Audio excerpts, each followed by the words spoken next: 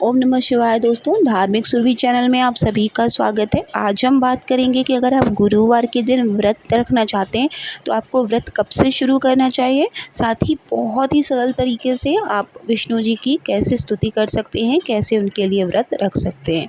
तो चलिए बात करते हैं बृहस्पतिवार के दिन कैसे हमें व्रत रखना चाहिए। सबसे पहले आपको ये बता दूँ कि अगर आपको बृहस्पतिवार का व्रत रखना है तो किसी भी महीने के शुक्ल पक्ष से आप थर्सडे का फास्ट उठा सकते हैं। मतलब आप व्रत रख सकते हैं, लेकिन पक्ष जो 15 दिन के पक्ष चलते हैं, कृष्ण पक्ष और शुक्ल पक्ष, तो आप कोई भी व्रत, बृहस्पतिवार ही नहीं, आप कोई भी व्रत जब भी उठाना चाहें वो शुक्ल पक्ष के से ही हमें उठाना चाहिए। इससे हमें उसका फल अधिक मिलता है। इसके अलावा पौष महीने में, जो पौष हिंदी का जो पौष महीना होता है, उस महीने में हमें कभी भी बृहस्पतिवार का व्रत नहीं उठाना चाहिए। ऐसा मतलब माना गया है कि पौष महीने में अगर आप व्रत शुरू करते हैं तो वो शुभ नहीं होता, ठीक है। तो जब भी उठाइएगा पौष महीने को छोड़कर।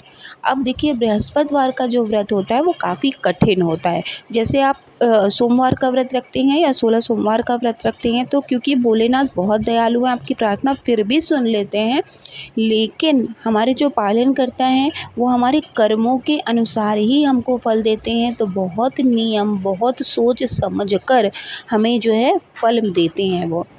अगर आपके व्रत से वो प्रसन्न हो जाते हैं तो आपको 2-3 आप गुरुवार ही रखेंगे, बृहस्पतिवार ही रखेंगे, तो भी वो प्रसन्न होकर आपकी मनोकामना से, जिस मनोकामना से आप ये व्रत कर रहे हैं, वो आपकी पूरी कर देते हैं।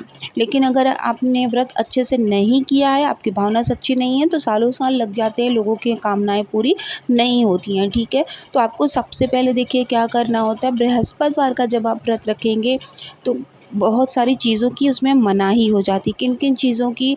सबसे पहले तो आपको सूर्योदय के बाद ना झाड़ू लगाना है, ना तो ही आपको पोछा लगाना है। अगर आपके घर में बच्चे हैं, क्योंकि घर में बच्चे होते हैं तो घर में बच्चे थोड़ी सी गंदगी ज़रूर फैलाते हैं, तो आपको क्या करना है, सूर्योदय के पहले ही आप जो है झाड़ू पोछा लगा लीजिएगा।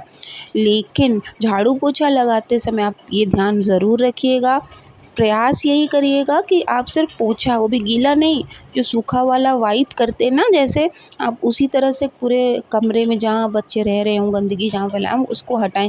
क्योंकि अगर आपसे सूक्ष्म जीवों की आपसे हत्या हो जाती है या जीव हत्या का दोष लग जाता है, इसलिए मनाही है। बृहस्पतिवार के दिन आपको नेल्स नहीं कट करने होते हैं, बालों को नहीं धोना होता है, साबुन का इस्तेमाल नहीं करना होता है, और नमक नहीं खाना होता है, झाड़ू नहीं लगाना होता, पोछा नहीं लगाना होता। प्रयास यही करना होता है कि अगर आपके परिवार में कोई मेहमान अगर घर में आ गया है तो आप उसे भी जो है सात्विक भोजन ही ग्रहण कराएं। और चावल अगर कोई आ जाता है जिसे भोजन ग्रहण कराना है, तो प्रयास ये भी करिएगा कि वो चावल उनको आप ना दें, क्योंकि विष्णु भगवान की पूजा में चावल वर्जित होता है, ठीक है। अब क्या हम उनके क्या ऐसा कर दें कि वो प्रसन्न हो जाएं, क्योंकि विष्णु भगवान भोलेनाथ की अपेक्षा, ऐसा कहा जाता है कि अगर माता दुर्गा प्रसन्न होती हैं आपकी पूजा से, जैसे बहुत सारे लोग नवरात्रि में पूजा करते हैं, माता दुर्गा जब प्रसन्न होती है ना, जब वो आशीर्वाद देती हैं, तो आप शिव जी के भक्त हो जाते हैं। जब शिव जी आपकी तपस्या से पूरे प्रसन्न हो जाते हैं, आपकी पूजा से प्रसन्न हो जाते हैं, तो वो ले जाके श्री हरि के चरणों में छोड़ते हैं, क्योंकि श्री हरि ही पालन करता है। श्री हरि ही हमारी जितनी भी समस्याएं चल रही होती हैं उनसे छुटकारा हमें श्री हरि ही दिलाते हैं।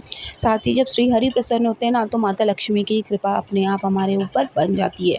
इसलिए बहुत ज़रूरी है कि हम अगर बृहस्पतिवार का या गुरुवार का व्रत कर रहे हैं तो जो ध्यान रखने वाली बातें हैं उनका ध्यान पूरी तरह से रखें।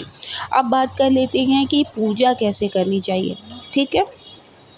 तो बृहस्पतिवार के दिन आपको पूजा सुबह उठ के आपको, जैसे आप स्नान ध्यान करते हैं, करना है, सूर्य देव को जल देना है, फिर जितने भी आपके यहाँ पूजनीय पेड़ पौधे हैं उनकी पूजा कर लेनी है।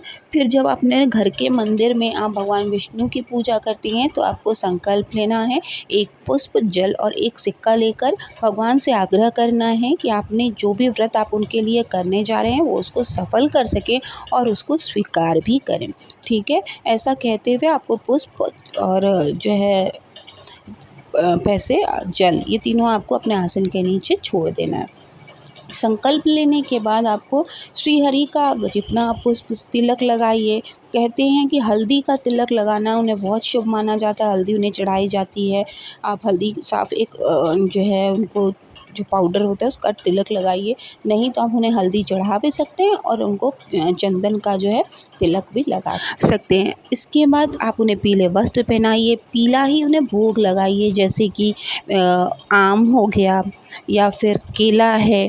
केला अगर आप भोग में चढ़ाते हैं, ऋतुफल में आप उनको चढ़ा रहे हैं तो ध्यान रखिएगा, क्योंकि आप केले के पेड़ की भी पूजा कर रहे हैं और केला आप भगवान को चढ़ा भी रहे हैं, तो आप घर में केले का सेवन उस दिन नहीं कर सकते। ठीक है, केला उस दिन आपको खाना नहीं होता है। इसी तरह से आप मीठा पीले का कोई मिठाई जो है भोग लगा सकते हैं, जैसे बेसन के लड्डू हो गए, बेसन का हलवा हो गया, तो इनका आप से भोग भगवान को लगा सकते हैं। इसी के साथ साथ चना दाल और गुड़ को का भी भोग लगाया जाता है। चावल इसमें वर्जित होता है, चावल कभी भी विष्णु भगवान को नहीं चढ़ाया जाता। ठीक है, चावल आपको बिल्कुल भी नहीं चढ़ाना है। अगर आपके आसपास में केले का पेड़ हो तो उसकी भी पूजा ज़रूर करें। अगर केले का पेड़ नहीं है तो कोई ऐसी एक इमेज, एक ऐसी फ़ोटो ले लें जहाँ पर भगवान हों और उनके अगल-बगल मंडप सजा हो केले के पेड़ का। तब केले के पेड़ की अगर आप चित्र के स्वरूप में भी उनकी पूजा करते हैं तो भाव अगर आपका सच्चा है तो पूजा भी स्वीकार हो जाती है। पीले पुष्प चढ़ाइए, पीला ही उन्हें मीठा चढ़ाइए, पीले वस्त्र पहनकर ही पूजा करिए। इसके बाद आप अब मंत्र और जाप क्या कर सकते हैं। देखिए, सबसे सरल तरीका है ओम नमो भगवते वासुदेवाय नमः। मैं बहुत ज़्यादा मंत्रों पर और किताबों पर इसलिए नहीं जोर देती, क्योंकि जो महिलाएं होती हैं या पुरुष भी, उनके पास सुबह बहुत सारे काम होते हैं, तो हम समय के अंदर रहकर पूजा हमें करनी होती है। इसलिए मैं बहुत सरल तरीके से आपको बता रही हूँ, जैसे ओम नमो भगवते वासुदेवाय नमः।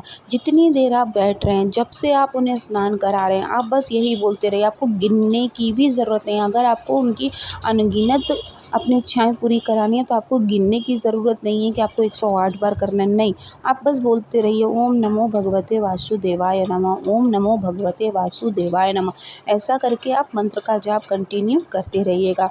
अगर आपके पास पर्याप्त समय है तब तो आप जो है बैठकर सहस्त्र नाम आप का भी पाठ कर सकते हैं। विष्णु सहस्त्र नाम का भी पाठ कर लीजिए, विष्णु स्तुति भी कर लीजिए, चाहे तो आप राम स्तुति भी कर सकते हैं।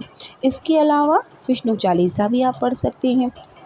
अगर आप कुछ नहीं कर सकते तो विष्णु स्तुति बहुत सरल तरीके से सिर्फ 4 लाइनों की भी पढ़ सकते हैं। शांताकारं भुजगशयनं करके आप 4 लाइन भी इसको भी पढ़ सकते हैं। और नहीं कुछ भी आता तो ओम नमो भगवते वासुदेवाय नमः आपका सबसे जल्दी और सबसे श्रद्धा लगन आस्था जो भी आप कहें वो हो जाने वाला पाठ है, मंत्र है। तो बहुत ही सरल तरीके से मैं आपको यहाँ पर बता रही हूँ पूजा में आप क्या पाठ करें जिससे आपका मन लगे।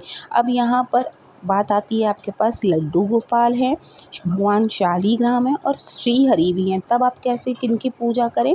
आप चाहें तो तीनों स्वरूपों की पूजा कर सकते हैं, लेकिन क्योंकि श्री हरि के ही स्वरूप सभी लोग हैं, अगर आपके पास श्री हरि हैं तो श्री हरि की ही पूजा आप करें। ऐसा कहा जाता है कि अगर आपके पास कोई ऐसी इमेज हो जहाँ पर श्री हरि के चरणों को माता लक्ष्मी दबाती हों तो उसका आपको विशेष फल मिलता है। अगर आपको ऐसी कोई फ़ोटो मिले, आपको ऐसी कोई मूर्ति मिले तो अपने घर के मंदिर में उसे ज़रूर रखें। मुझे लकीली ये जो फ़ोटो थी मुझे मिल गई थी, हालांकि मेरे पास लड्डू गोपाल भी बहुत सारे थे और श्री हरि भी हैं, लेकिन फिर भी मुझे ये अच्छी लगी थी तो मैं इनके लिए लेकर आई और इसकी मैं पूजा ज़रूर करती हूँ, क्योंकि कहा जाता है कि माता लक्ष्मी जहाँ पर श्री हरि के चरणों को दबाती हैं वहाँ पर धन का आगमन हमेशा बना रहता है। देखिए, धन का आगमन हमारे यहाँ हर किसी के यहाँ होता है, लेकिन क्योंकि लक्ष्मी चल होती हैं, एक जगह स्थायी नहीं होती हैं, हमें इस चीज़ की परेशानी होती है कि वो पैसा हमारे हाथ में टिकता नहीं है। इसलिए हमें श्री हरि माता लक्ष्मी आएँगी तो लेकिन चली जाएँगी, अगर श्री हरि वहाँ नहीं रहेंगे, तो श्री हरि की पूजा करना बहुत ज़रूरी है। तो इस तरह से बहुत सरल तरीके से मैंने आपको पूजा करना बता दिया है कि आपको पूजा कैसे करनी है। इसके बाद जब आप पूजा पाठ आपने मंत्र जाप कर लिया, पूजा कर ली, वापस से आप पुष्प लेंगे। उसके बाद आप फिर से आग्रह करेंगे कि जो भी आपसे गलती हुई है आप निवेदन करेंगे भगवान से कि जो भी आपसे पूजा पाठ में गलती हुई है, आपको नहीं आता है कुछ भी, आप उनको पूरी जानकारी नहीं है, तो जो भी गलतियाँ आपसे पूजा के दौरान हुई हैं उसके लिए वो आपको ज़रूर क्षमा करें। ऐसा कहते हुए जल पुष्प आपको अपने आसन के नीचे छोड़ देना है। ठीक है, इस तरह से आपकी पूजा जो है संपन्न हो जाती है। अब भोजन क्या करें, क्योंकि आप इस दिन नमक का सेवन नहीं कर सकते हैं, तो आप चाहें तो दिन भर आप फलाहार पे, देखिए अल्पाहार करना व्रत वाले दिन बहुत सही नियम है पूजा विधि का। अगर आप रह पाते हैं तो सिर्फ दिन में एक बार खाइए, ना सुबह खाइए ना रात में खाइए, शाम को आप जो है अल्पाहार ले लीजिए। कुछ भी ले सकते हैं आप जिसमें नमक ना हो, फलाहार ले सकते हैं, फल भी ले सकते हैं, या फिर आप जो है मीठा और एक अनाज ग्रहण कर सकते हैं। मीठा कुछ बना लीजिएगा, या तो गुड़ ले लीजिएगा और पीली रोटी हल्दी डाल के रोटी पराठा जो भी आप बेसन का बनाना चाहें वो बनाकर आप उसको ग्रहण कर सकते हैं। या अगर आप चाहें तो आप व्रत जैसे फलाहार खा के रहा जाता है वैसे भी आप रह सकते हैं, ये आपके ऊपर निर्भर करता है। तो बहुत ही सरल तरीके से इस व्रत को कर लेना है। व्रत थोड़ा सा कठिन है क्योंकि हमें ध्यान रखना होता है कि हमें अपने मुख से कभी किसी का दिल ना दुखाएं, किसी की जीव हत्या हमसे ना हो, किसी को हम अपशब्द ना कहें। बस इन चीज़ों का ध्यान रखते हुए बृहस्पतिवार का व्रत रखिए, भगवान आपकी कामना ज़रूर पूरी करेंगे। आई होप कि आपके लिए वीडियो बहुत यूज़फुल रही होगी। वीडियो अगर आपको अच्छी लगी हो तो प्लीज़ चैनल को सब्सक्राइब कीजिएगा, साथ ही वीडियो को लाइक और शेयर करना ना भूलें, ताकि हम आपके लिए हमेशा सही पूजा विधि और सही जानकारी लेकर आ सकेंगे। मिलेंगे नेक्स्ट वीडियो में, तब तक महादेव की कृपा आप सभी पर बनी रहे। ओम नमः शिवाय, जय माता दी।